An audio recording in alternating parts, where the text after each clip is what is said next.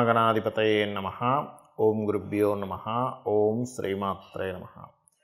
పరమేశ్వర స్వరూపమైనటువంటి జ్యోతిష, వాస్తు మరియు ఇతర అనేకమైనటువంటి శాస్త్రములను మనకు అందించినటువంటి మహర్షులకి నమస్కారం. హయగ్రీవ హయగ్రీవ హయగ్రీవేతి యో వదేత్ తస్స నిస్సరతే వాణి జహ్నుకన్యా ప్రవాహవత్.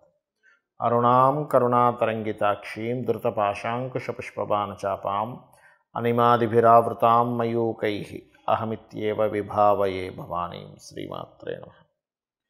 ప్రేక్షకులందరికీ కూడా లలితాంబిక అమ్మవారి యొక్క అనుగ్రహం పరిపూర్ణంగా కలగాలని మనస్ఫూర్తిగా కోరుకుంటూ మనం ఈరోజు చెప్పుకోబోయేటువంటి టాపిక్ ఏంటంటే, చూడండి, చాలామందికి ఒక్కొక్క జాతకాన్ని బట్టి, పర్సనల్ చార్ట్ని బట్టి వారు ఏ దేవత ఆరాధన చేస్తే బాగుంటుంది, అందులోని ఆ దేవతకి ఆ దేవతా సంబంధించిన మంత్ర జపం చేస్తే బాగుంటుందా, లేకపోతే ఆ దేవతా సంబంధించిన లేదా ఆ గ్రహ సంబంధించిన దానం ఇస్తే బాగుంటుందా, తర్పణము చేస్తే బాగుంటుందా, తర్పణము అంటే నీటితో కానీ పాలతో కానీ చేస్తూ ఉంటారు, అదేవిధంగా హోమము చేస్తే బాగుంటుందా అనేటువంటిది ఉంటుంది.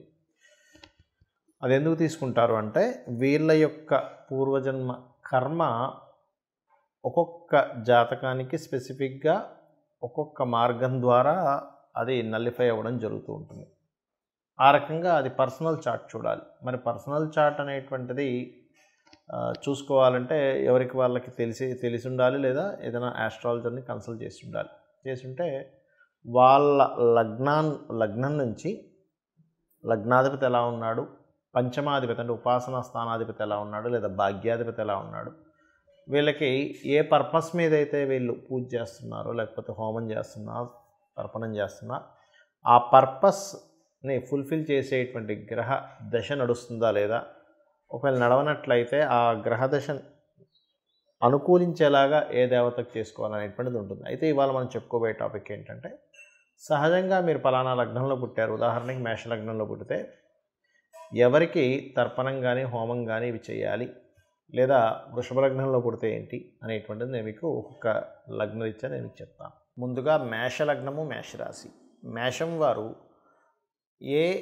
అంటే తర్పణం చేయాలా, హోమం చేస్తే ఎక్కువ శాతం ఏది చేయాలి, 4 చేయొచ్చు, తప్పేం లేదు, కానీ ఎక్కువ శాతం ఏది చేయాలి అని చెప్పి చూసుకుంటే మీరు ఎక్కువ శాతము హోమాలు ఎక్కువగా చేస్తూ ఉండాలి. ఎందుకంటే అగ్ని సంబంధించినటువంటి దాంట్లో మీరు పుట్టారు, అగ్ని లగ్నం అంటారు. అదేవిధంగా మీ పంచమం కూడా అగ్ని సంబంధించింది అవుతుంది, నవమం కూడా అగ్ని సంబంధించినటువంటిది అవుతుంది. అలా కాదండి, మాకు జన్మజాతకంలో పంచమాధిపతి పలానా గ్రహాలతో కూడుండి జల సంబంధం వచ్చింది మీ పర్సనల్ చార్ట్లో, అప్పుడు మీరు జల సంబంధం వస్తే జల సంబంధము, భూ సంబంధం వస్తే దానాలు ఇవ్వడము, వాయు సంబంధం వస్తే స్తోత్రం చేసుకోండి. బట్ నేను మీకు జనరల్గా మేషలగ్నంలో పుడితే చెప్తున్నాను, మీ పర్సనల్ చార్ట్లో కాంబినేషన్స్ని బట్టి మారితే దట్ ఈస్ డిఫరెంట్. మరి మేషం వారు ఎవరికి ఎక్కువగా చేయాలి, ఏ హోమాలు ఎక్కువగా చేసుకుంటే మంచిది? సుదర్శన హోమము, ఆదిత్యుడికి సంబంధించినటువంటి సూర్యభగవానుడికి సంబంధించిన ఏదైనా సరే స్తోత్ర పారాయణం చేసుకుంటూ హోమం చేయడం, ఇది అద్భుతంగా పనిచేస్తుంది మీకు. మరి రెండవది ఇంకేమైనా ఉంటుందా అండి? దత్తాత్రేయుడికి సంబంధించిన హోమం, దత్తుడిది. అదేవిధంగా చండీ హోమం బ్రహ్మాండంగా పనికి వస్తుంది. ఇంకా వేరే పనికిరావని కాదు ఇక్కడ ఉద్దేశం, బాగా అర్థం చేసుకోండి. ఒక్కొక్క వ్యక్తికి చూడండి, ఒక్కొక్క మెడిసిన్ బాగా పనిచేస్తుంది, ఆ కాంబినేషనే, కానీ నాకు ఆ పలానా మెడిసిన్ బాగా పనిచేస్తుందండి అంటూ ఉంటారు. ఒక వ్యక్తికి ఒకరితో బాగా కుదురుతుంది స్నేహం, లేదా కొంతమందికి ఒక ప్రదేశంలో ఉండే నీరు బాగా ఇదవుతుంది, కొంతమంది వండితే టేస్ట్ బాగా అనిపిస్తూ ఉంటుంది, కొన్ని ప్రదేశాలకు వెళ్తే ఆ ప్రదేశంలో ఉండేది తినబుద్ధి వేస్తూ ఉంటుంది. ఎందుకంటే వాళ్ళ పర్సనల్ చార్ట్లో ఉండే కాంబినేషన్స్ని బట్టి ఆయా రిలేటెడ్ సంబంధించినవి వాళ్ళకి బాగా కనెక్ట్ అవుతూ ఉంటాయి. ఆ రకంగా మేషం వారు ఇది చేయాలి. దీంతోపాటు వీలున్నప్పుడల్లా కూడా మీరు ఏ ట్రాన్సాక్షన్ జరిగిన లైఫ్లో ఆ సూర్యభగవానుడికి చెప్తూ, ఆ దత్తాత్రేయుడికి చెప్తున్నట్టుగా, ఆ దత్తాత్రేయ అనుగ్రహంతో వస్తున్నట్టుగా మీరు అలా ఫీల్ అవుతూ ఉండాలి. మనం పూజ చేయడము, లేదా ఒక హోమం చేయడము, యజ్ఞం చేయడం అంటే కేవలం ఆ క్షణంలో అక్కడ కూర్చున్నప్పుడే చేయడం అనుకుంటే పూర్తిగా తప్పు. మీరు చేస్తున్న ప్రతిసారి కూడా, అంటే మీరు ఒక అన్నం తింటున్నా, లేకపోతే నడుస్తున్నా, చూస్తున్నా, ఏమి చేస్తున్నా కూడా మీకు ఆ భగవత్ సంబంధించినటువంటిది మీకు గుర్తు రావాలి. అలాగనే చేసినట్లయితే మీకు చక్కటి ఫలితాలు వస్తాయి. మరి కొంతమందికి జన్మజాతకం ఉండదు, వాళ్ళ డేట్ ఆఫ్ బర్త్లు తెలియదు, వాళ్ళ లగ్నం తెలియదు, వాళ్ళ రాశి కూడా తెలియదు. అప్పుడు ఏం చేయాలి? జనరల్గా చేసుకునేవి కొన్ని ఉంటాయి. జన్మజాతకం తెలిసి వాళ్ళు తీసుకునే దీన్ని బట్టి ఉంటుంది. ఇది 2 రకాలుగా ఉంటుంది. ఒకటి మీకున్న సమస్యని బట్టి, రెండవది మీకు సమస్య కాకుండా జనరల్గా చేసుకునేటువంటి పద్ధతి. నేను 2 విషయాలు చెప్తాను. ఒకటి, నిత్యము సూర్య నమస్కారాలు చేసుకోవడం. నిత్యము సూర్య నమస్కారం చేసుకుంటూ సూర్యుడికి అర్ఘ్యం వదలడం. ఇక్కడ 3 విషయాలు ఎట్ ఏ సేమ్ టైం ఇక్కడ 3 విషయాలు ఒకటేసారి జరుగుతాయి. ఎలాగా అంటే, ఒకటి, సూర్యుడిని స్తోత్రిస్తున్నాము ఆదిత్య హృదయంతో, సూర్యభగవాన్ని నమస్కరిస్తున్నాము. సూర్యుడు అగ్నిస్వరూపం, అంటే సూర్యుడిని నమస్కరిస్తున్నామంటేనే ఒక హోమం చేస్తున్నట్టుగా, యజ్ఞం చేస్తున్నట్టుగా, సూర్యుడికి నీళ్ళు వదులుతున్నామంటే తర్పణం జరుగుతున్నట్టుగా. దీంతో పాటు మీరు ఆదివారం నాడు కానీ, సప్తమి వచ్చినప్పుడు కానీ, సూర్యుడి యొక్క నక్షత్రాలు అంటే కృత్తిక, ఉత్తర, ఉత్తరాషాఢ ఈ నక్షత్రాల్లో కానీ మీరు గోధుమలు దానంగా ఇచ్చినట్లయితే, మీ జన్మజాతకం తెలియదు కాబట్టి 4 విషయాలు చేస్తున్నారు. దానం ఇస్తున్నారు, సూర్య నమస్కారం చేసుకుంటున్నారు, అర్ఘ్యం వదులుతున్నారు, స్తోత్రపారాయణం చేస్తున్నారు ఆదిత్య హృదయం. దీనివల్ల ఏమవుతుంది అంటే, మీకు ఏదైతే పూర్వజన్మల్లో చేసినటువంటి కర్మ ఒకవేళ నెగటివ్గా వస్తున్నట్లయితే, ఆ నెగటివ్గా వస్తున్నటువంటి కర్మ అది అక్కడికట్లా ఏదైతే ఆ ప్రభావం చూపిస్తూ మీకు ఇబ్బంది కలుగుతుందో ఆ ప్రభావం అనేటువంటి తగ్గుతుంది. ఇక రెండవది,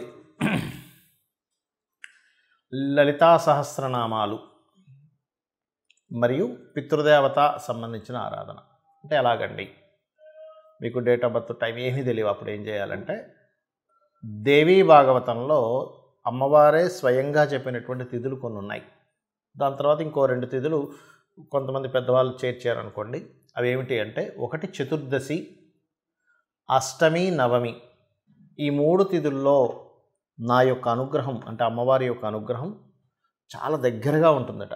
ఆ సమయంలో ఎవరైతే దేవీ భాగవత పారాయణం కానీ, చండీ సప్తశతి కానీ, ముఖ్యంగా లలితా సహస్రనామాలు కానీ ఎవరైతే పఠనం చేస్తారో, అంటే బాగా తీవ్రమైనటువంటి కష్టంలో ఉన్నారు, లేకపోతే బాగా తీవ్రంగా ఆగిపోయింది ఏదైనా ఒక విషయం, రోజుకి 27 సార్లు కనుక ఈ తిథుల్లో కనుక చేయగలిగితే మీకున్నటువంటి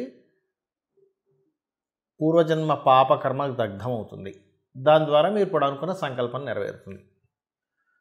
మరియు మొత్తం 5 తిథులు అన్నారు కదండి, 3 చెప్పారు కదా. అంటే తర్వాత చేరినటువంటివి అమావాస్య, పౌర్ణమి కూడా. అమావాస్య, పౌర్ణమి చేస్తే కూడా ఈ యొక్క అమ్మవారి అనుగ్రహం చాలా త్వరగా చాలా ఎక్కువగా వస్తుంది. ఇక పితృదేవత సంబంధించింది కూడా చేయాలని చెప్పాను. అదేమిటి అంటే, ముఖ్యంగా అమావాస్యల సమయంలో కానీ, మీ యొక్క పితృదేవతలకు సంబంధించిన తిథుల్లో కానీ మీరు, అంటే వాళ్ళు గతించినటువంటి తిథుల్లో కానీ మీరు స్వయం పాకము అంటారు.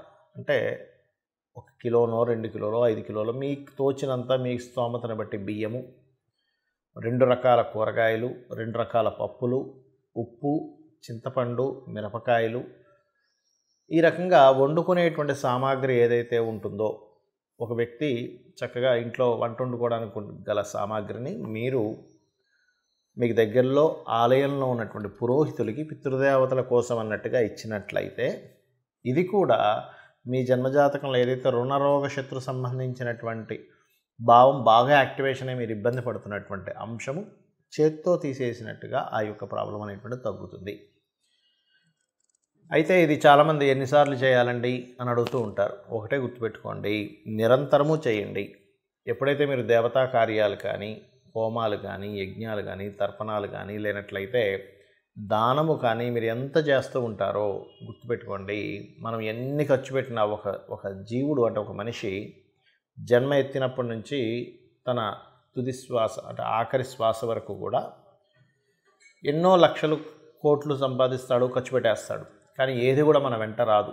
కేవలం భగవత్ సంబంధించినటువంటిది, పరోపకారం చేసినటువంటి, పరోపకారంగా ఉపయోగించిన ధనం సంబంధించిన పుణ్యము మాత్రమే మన వెంట వస్తుంది, గుర్తుపెట్టుకోండి. కాబట్టి లేదా గోసేవ, గోవులకు వెళ్ళి సేవ చేస్తే కూడా అది పుణ్యంగా వస్తుంది.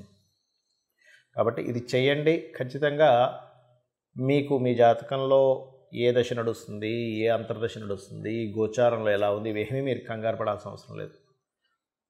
మీకు తెలియకుండానే సకల దేవతల యొక్క అనుగ్రహము, ఆ లలితాంబిక అమ్మవారి యొక్క అనుగ్రహం మీకు కలుగుతుంది. శ్రీమాత్రే నమః.